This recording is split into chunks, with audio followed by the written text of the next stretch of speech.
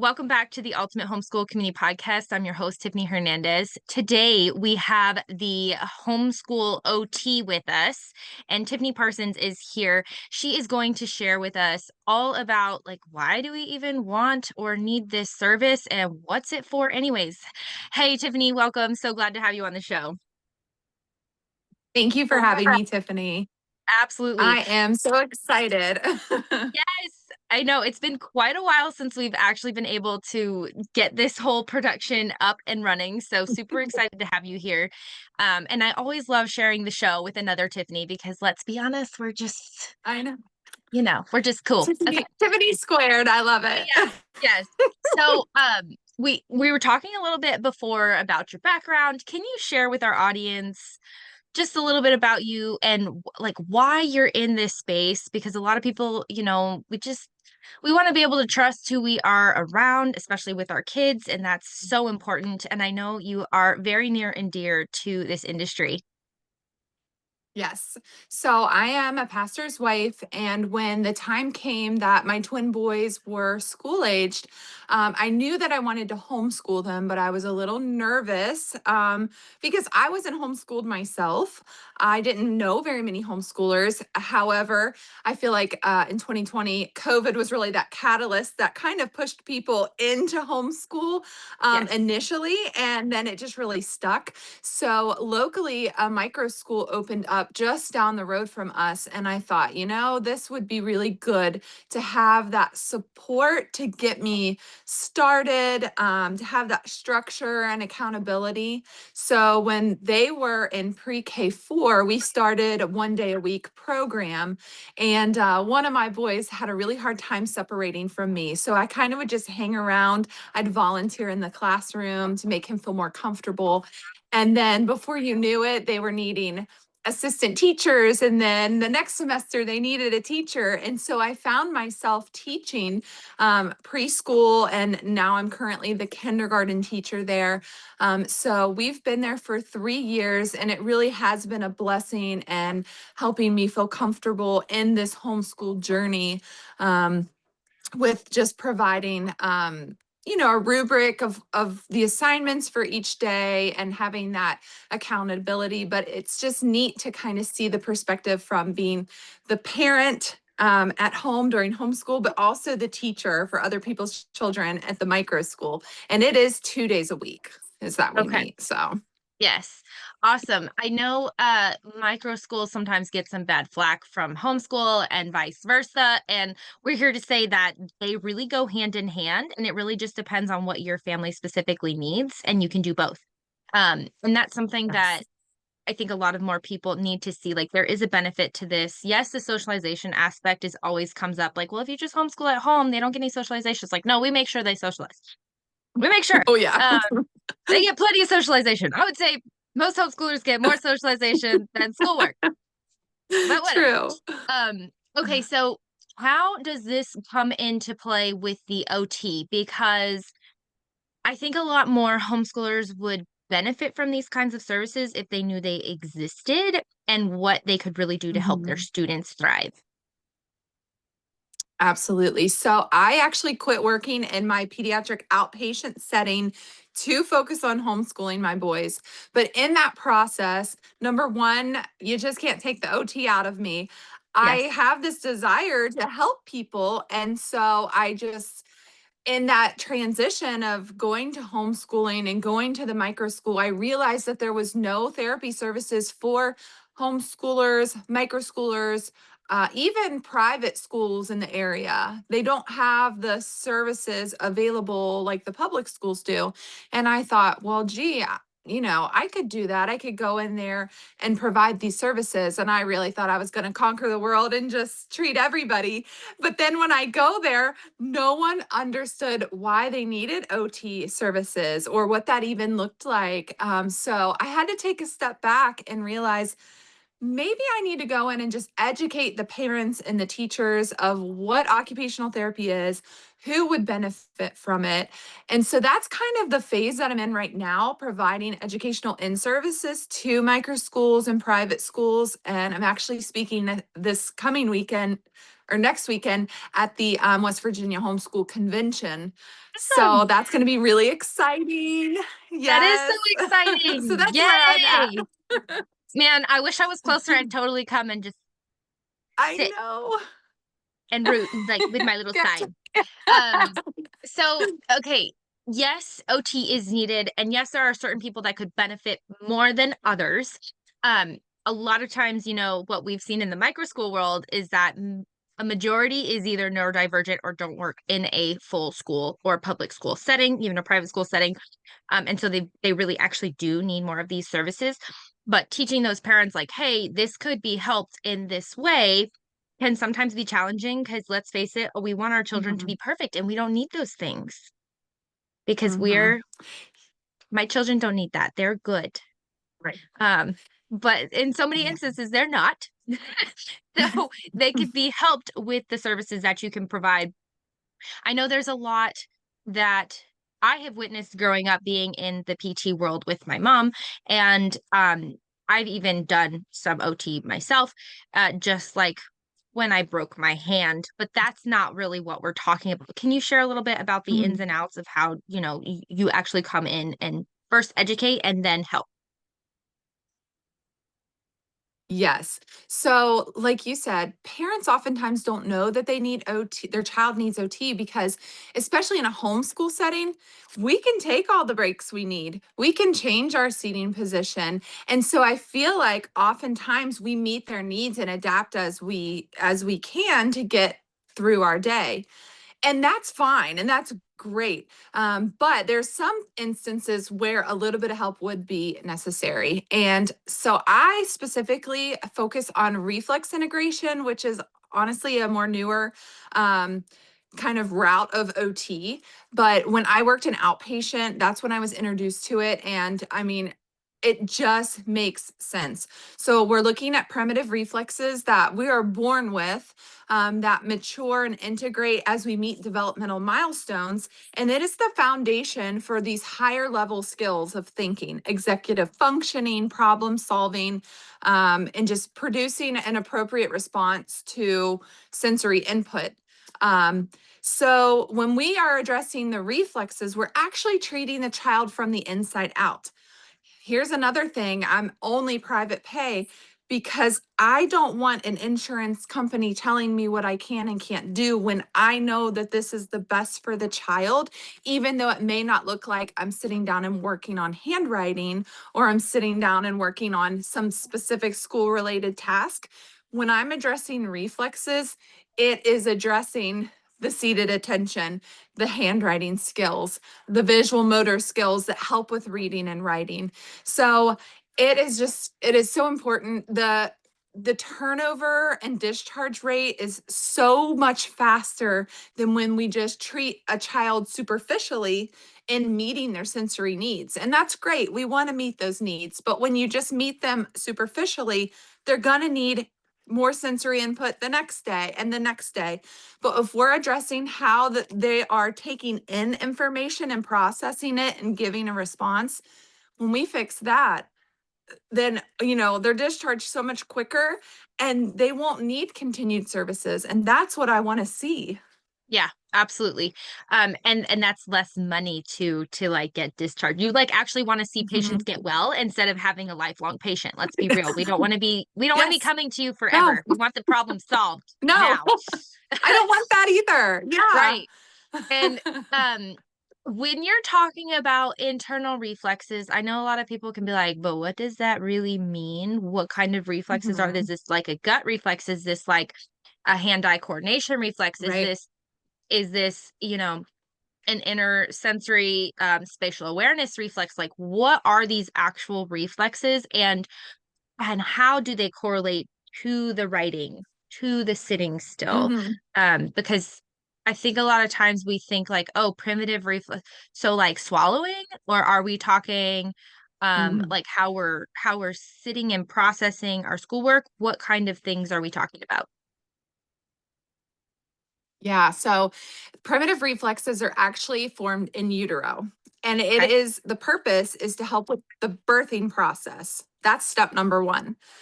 Once an infant is born, the next step the primitive reflexes are important at is with survival. So, this is the example I give because I think it's the most clear way to connect an infant primitive reflex to later on down the road. So, the example I like to give is there's actually a reflex in our hand called the Babkin palmamental reflex, and babies will use their hands to knead the breast to get milk. Okay, so that's part of survival. Well, if the reflex in the hand hangs around, we can see how it's directly correlated with the mouth. We will see kiddos as they get older have speech delays, have very limited diets, picky eating. And those kiddos, when they have this reflex, they're the ones that when they're doing scissor skills or any fine motor skills, their mouth is mimicking what they do. So they're going, or Uh, their tongue is always out. So they're doing something fine motor and their tongue is out. And so we can see how those reflexes in the hand that is meant for survival, for eating, if they stick around, we can see these whether it's articulation issues or a picky eater, which we see a lot of those, or just that oral overflow when they're doing fine motor skills or academic work. So that's just one example of how a primitive reflex is used for survival, and then it's to integrate and disappear, not disappear. It looks superficially like it disappears. It really matures into, lifelong reflexes. Another one that we want to see, some we want to see mature and go away, some we want to stick around. So another one, not necessarily primitive, but one of those more mature reflexes is our hand supporting reflex. So that's the one when we fall and our arms extend and catch ourselves. Okay. We want that to stick around. If it's not there, those are the kiddos that we often see have a hard time with like personal space and boundaries. They don't have very, like, they'll be really rough and not realize it, or they might be aggressive towards their siblings. And then when we test these reflexes, hey, hand supporting reflex isn't mature. They also are the ones that fall and don't catch themselves, so they do like a face plant. So those are just a couple examples, and I'll give you one more. I could talk all day. I'm sorry, Tiffany. no, this is great. I love this. I'm all about the research. So I'm like thinking of my I kids while you're know. doing this. I'm like, oh, does my 3-year-old have that problem? This is gonna be my next question is ages Right. for these things. Yes. So yeah, it's just crazy. I'm constantly analyzing any like children that I see. But there's a reflex on the back called the spinal galant reflex, which is really matured when they're doing that army crawl, because you got a lot of lateral flexion there. So if, for instance, a child skips the army crawl, they maybe go right to quadrupod, like on hands and knees, then that spinal galant reflex will be immature. That can lead to nighttime bladder accidents for longer than the typical age that it's expected. But also because it's on your back, like your clothing can set it off, or the back of the chair can make it very sensitive. And those are kiddos that you see who can't sit still in their chair and oftentimes are misdiagnosed for like ADHD or something like that, when really it could be addressed with some hands-on stretches or some active movements that an OT or someone who specializes in reflexes. I know there's some chiropractors out there that also do look into those. So just finding someone who can educate you. And, these days with the internet, there's even online courses for parents and teachers if that's something that they would want to look into. Gotcha. Okay. So, I right. I'm sure I could ask you a million questions because this stuff always interests me and I'm like, "Ooh, what else? What else?" When you're Mm-hmm. talking about these certain reflexes, would you say like these are the most common ones that you see that affect children? Mm-hmm. And then at what ages are they supposed to either mature in these or show that they are premature still? How do you like so if a parent is looking at their child be like, "Okay, how do I know if I need to maybe go get this checked out?" Right.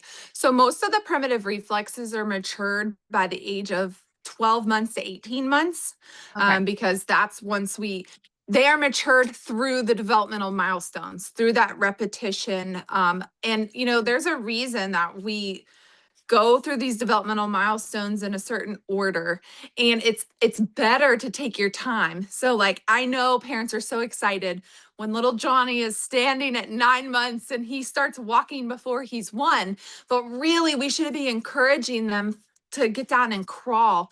When we're crawling, just another side note, it really forms that bilateral integration, and it's so important for their visual motor skills. So when they're crawling, they're looking close to the ground with right by their hands, but then they're looking up and they're scanning their environment. So they're changing that depth perception.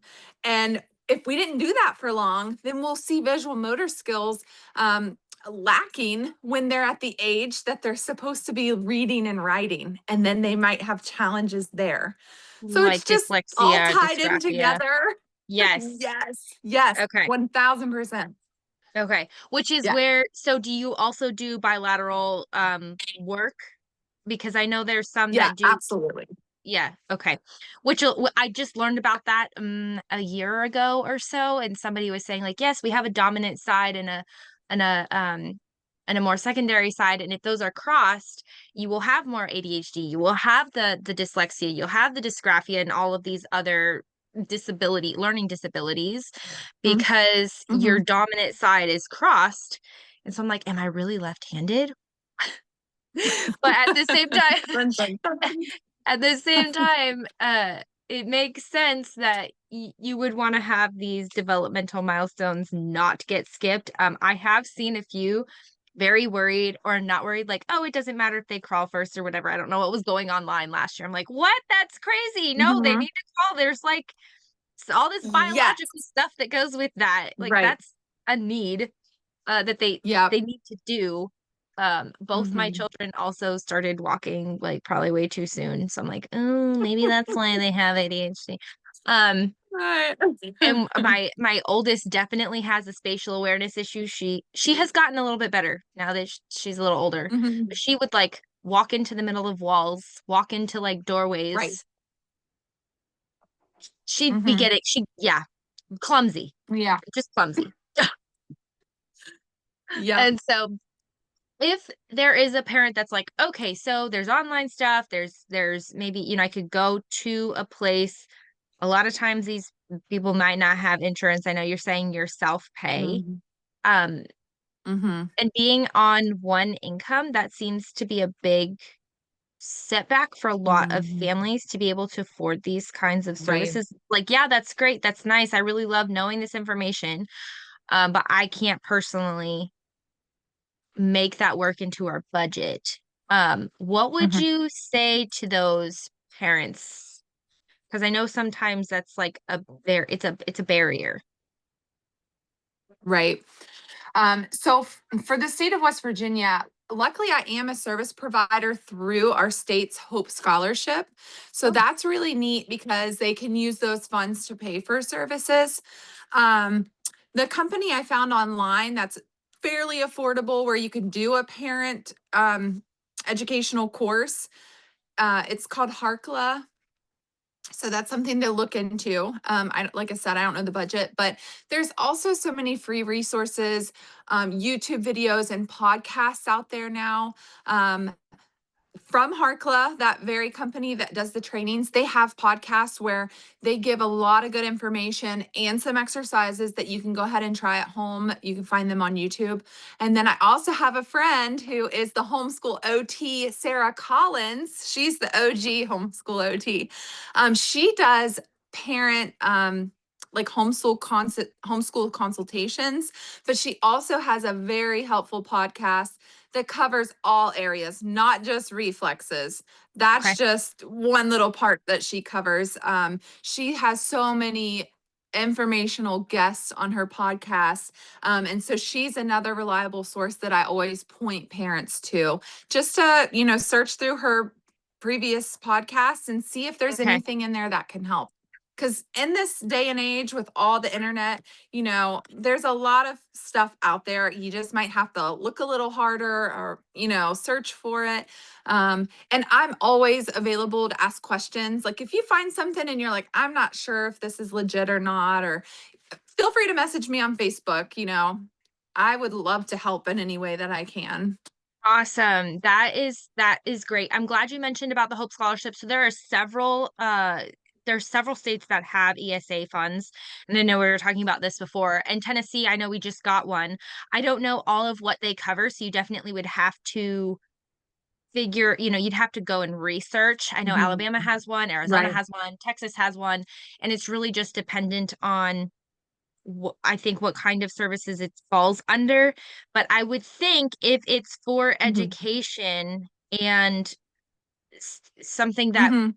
is directly connected to that, I would think that they would cover, or you could get partially reimbursed or something with that.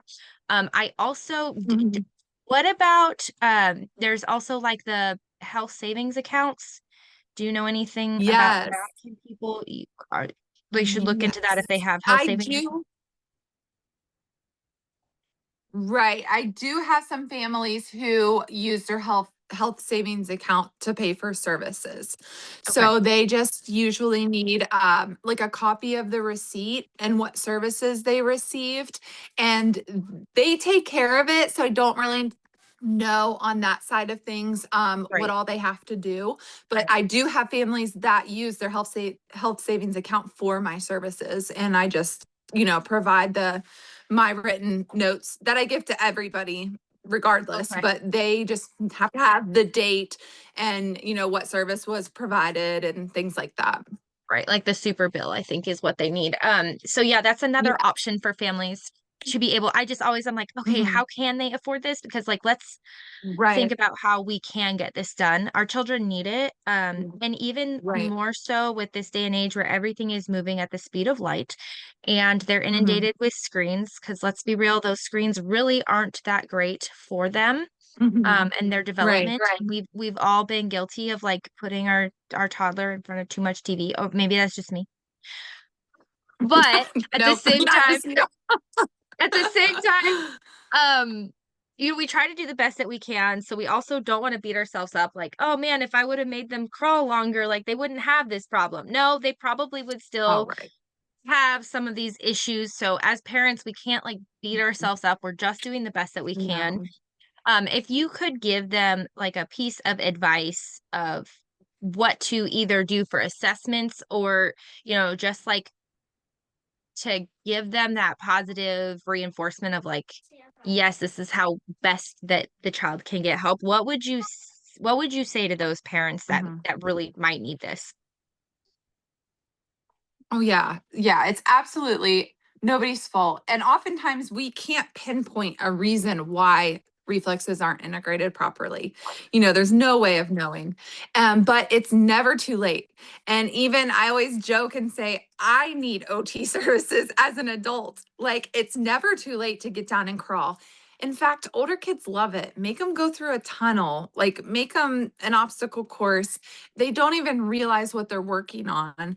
Um, I know our family does jujitsu, and just in the warm up, they make the kids bear crawl, army crawl, all these things. And as an OT, I just absolutely love it. And I'm like, oh, that kid probably didn't crawl as a baby based on how they're struggling, as To an do as that an task, right? adolescent, right? That is too funny. But yeah, there's other ways to kind of incorporate those skills and they don't even realize it. So that they don't feel targeted or blamed that they're behind, or but there's ways to support your children. And like I said, there's just so many resources out there. But yeah, just look it up if you feel like my kid might be struggling in this area. It was amazing to see where it can kind of go back and connect to those early developmental skills. That's amazing. Okay, I'm glad you mentioned the jujitsu because I'm like, okay, well, so maybe they could play a sport. Like that's always good for hand-eye Mhm. coordination, but also when they're Yes. doing Mhm. certain acrobatics or like you said, martial arts, those types of skill sets end up getting built within that Hmm. that sport. Which is another great way to Hmm. say like, okay, well, we can reinforce this with this, and that can help. Is there Hmm. any assessment that you suggest that is there any like free assessments or ones that they could maybe look up to see like, okay, is there's like just a few simple checklists or something to look for that you know of that you Hmm. could share? Yeah, I'm not sure if Harklow's assessments are free. I do know that there are some like sensory checklists that if you look it up, parents can go through and kind of check off if their child has certain sensory sensitivities or lack thereof. Some kiddos, they kind of get under the radar because they're not the squeaky wheel that are hypersensitive to everything. Sometimes Okay. they're undersensitive and they need extra input to react. So that's a whole other side of things. I know we Oh, focus on the kids that are obviously jumping around and seeking input, but then there's the kids who kind of hide off in the corner and they're not really stimulated easily. So those kiddos also could benefit from services, just kind of throwing that out. okay. So let's talk about that for a second because I'm glad you mentioned that. What would you Hmm. say would be that mark of like, okay, yeah, this might they might need something here. And then how do you determine if it's not enough or too much of that, like they're Hmm. too subtracted, you know? Right. So a lot of times those are the kiddos who might have like poor posture or low tone. Their shoulders are rounded, their heads down, because that's your body's natural way of like kind of turning off, or not taking in a lot of input. When our heads down, our auditory system's closed off, our vision's kind of tunneled. Um, if it's impacting like their motivation to do schoolwork or do any social event, um it's really up to the parents and or the caregivers, and is it impacting them as a person, as a student, as a friend their age. That's the beauty of OT, because we really can treat anything that a parent feels is not maybe the norm, maybe they're struggling, whether it's they're too overstimulated or not stimulated enough. We really can step in there and be like, hey, how can I help you? Because an occupation is anything that occupies your time. So a lot of times people are like, oh, this has to be work related. But as a child, their occupation is to play, their occupation is to develop, and eventually their occupation is to be a student. So, any area that they may struggle in. And if for teens, I've seen a huge increase in anxiety, and I think it kind of escalated, I feel like during COVID time. And then these kiddos who were born around that time, you can imagine the stress that they were feeling because of their parents, that The projection. co-regulation. Mm-hmm. Right. And so they're maybe struggling with anxiety and they never really experienced anything in their lifetime, but it could have been as an infant. Yes, just feeling that stress from their parents. Mm-hmm. So there's just so many things out there, but like I said, there's help, there's resources. We've just got to make people aware of it. And, we don't Absolutely. want people to suffer. Right. Right. Right, right. Okay. This has been so informational, and I hope that our audience is able to take something from it Yes. and get the assessments that they need for their kiddos and understand like your kid's not broken if they need help. Right. We just want to make sure we get them the right help, and Hmm. the best way that we can do that is at least be open to the information and listening Yes. and Yeah. assessing our own children. So this has been great. And where can they find you? Right. So what is the best place to look for you? I know you had mentioned Facebook. Is there a website or anything else that you would Hmm. like for them to look you up? Yeah, so I am on Facebook as the Homeschool OT, Tiffany Parsons. That is the most common place to find me. I do have a website, www.agapeloveot.com. So either place, you can find me. But yeah, I'd be happy to chat and help in any way that I can, point in the right direction. That is great. Thank you so much, Tiffany, for coming on, and happy homeschooling, Yeah. everyone. We'll see you next time. Yeah.